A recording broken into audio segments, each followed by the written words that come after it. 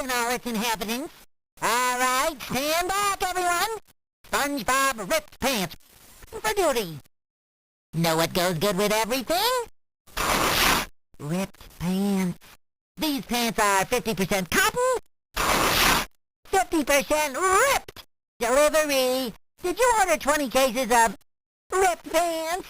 I need a tailor because I ripped my pants. I'll take a banana split, then some ripped pants to go. Oops, I guess I ripped my pants again. I could use a hand here. Ripped pants a la mode. Oh, barnacles. Haven't you ever seen a sponge blush before? Whew, at least I wore my good underwear. At least it's all behind me now. This is what you call a real rip-off. This is so embarrassing.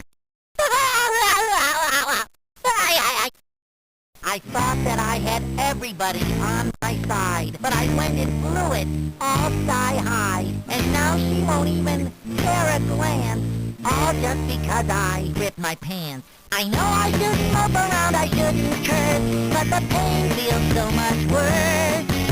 'Cause winding up with no one is a lot less fun than a burn from the sun or sending it back. Now I learned a lesson I won't soon forget, so listen and you